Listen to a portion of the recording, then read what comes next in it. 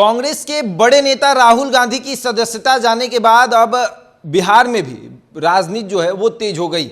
बिहार विधान परिषद के तमाम सदस्य जो हैं, विपक्ष के जितने सदस्य हैं, वो विधानसभा मार्च करने निकले। बता दें आपको कि राहुल गांधी के सरनेम पर टिप्पणी करने के बाद उनकी सदस्यता चली गई थी। मोदी सरनेम पर उन्होंने टिप्पणी की थी और उसके बाद उनकी सदस्यता गई और अब बिहार में इसको लेकर राजनीति जो है वो तेज हो गई है। विपक्ष के जितने एमएलसी हैं वो विधानसभा मार्च करने निकले। जेडीयू के तमाम एमएलसी बीजेपी पर निशाना साध रहे थे।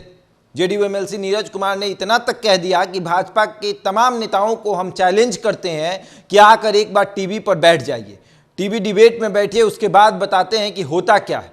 वहीं साथ ही साथ जेडीयू के राष्ट्रीय अध्यक्ष ललन सिंह ने भी कह दिया कि सरनेम पर टिप्पणी करने से अगर कि कोई आहत होता है तो नीतीश कुमार के डीएनए पर कोई क्यों टिप्पणी करे, उस पर कार्रवाई क्यों नहीं।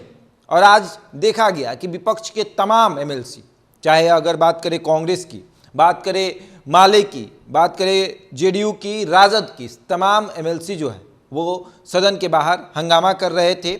नीतीश कुमार भी वहां पहुंचे लेकिन वो उसमें शामिल नहीं हुए। हालांकि जेडीयू के तमाम एमएलसी वहां मौजूद थे और विपक्षी एकता को एकजुट करने की बात भी कह रहे थे। और वहीं अगर देखा जाए तो राजद के एक विधायक ने ये तक कह दिया कि जितने भी सांसद हैं वो इस्तीफा दे दें, ताकि भाजपा को ये एहसास हो जो वो बार बार कहती है कि विपक्ष मुक्त भारत जो बना देंगे हम, तो उनके लिए ये बहुत बड़ा जवाब होगा कि जितने भी सांसद हैं, विपक्ष के जितने सांसद हैं, वो सभी इस्तीफा दे दे राहुल गांधी के समर्थन में।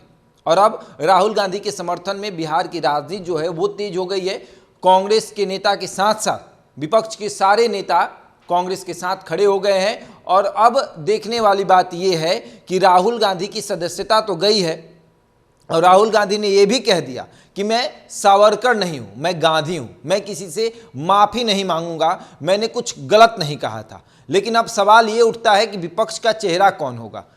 राहुल गांधी बहुत बड़े चेहरा थे विपक्ष के और प्रधानमंत्री के भी चेहरा थे, लेकिन अब विपक्ष जब एकजुट होगा तो किसे अपना चेहरा मानेगा? क्या नीतीश कुमार वो चेहरा होंगे? क्योंकि नीतीश कुमार को भी प्रधानमंत्री बनाने की बात हो रही थी और अब जब जेडीयू समर्थन दे रहा है तो ऐसा प्रतीत हो रहा है कि नीतीश कुमार विपक्ष के बहुत बड़े चेहरे हो सकते हैं। और ये भी कहा जाता है कि अगर नरेंद्र मोदी को कोई टक्कर देगा देश में तो वो एक ही चेहरा है जिसका नाम नीतीश कुमार है। अब देखने वाली बात यह है कि एक तरफ आज बिहार विधानसभा का मार्च हुआ, विधान परिषद के तमाम सदस्य ने विधानसभा का मार्च किया और एकजुटता दिखाई कि विपक्षी जो है वो एकजुट है राहुल गांधी के मुद्दे पर। अब देखने वाली बात यह है कि राहुल गांधी के मुद्दे पर कितनी राजनीति होती है, क्योंकि राहुल गांधी तो कह दिया कि अगर सब कोई मेरे साथ खड़ा है तो मुझे इस बात की खुशी है। साथ ही साथ प्रियंका गांधी ने यह भी कह दिया कि मेरे भाई को जानबूझकर फंसाया जा रहा है। मोदी को ये डर हो गया था कि वो 24 में चुनाव हार जाएंगे, इसीलिए ये सोची समझी साजिश है और इस साजिश के तहत मेरे भाई को फंसाया गया। सोनिया गांधी ने भी इशारों में कह दिया कि ये डर है 2024 का। ये बताता है कि 2024 में सरकार जो है वो डर गई है कि उसे अब लगता है कि उसकी कुर्सी जो है वो चली जाएगी, इसलिए राहुल गांधी को हटा दो। साथ ही साथ राहुल गांधी ने यह भी कहा था कि मैंने जो भारत जोड़ो यात्रा किया इससे सभी को डर था।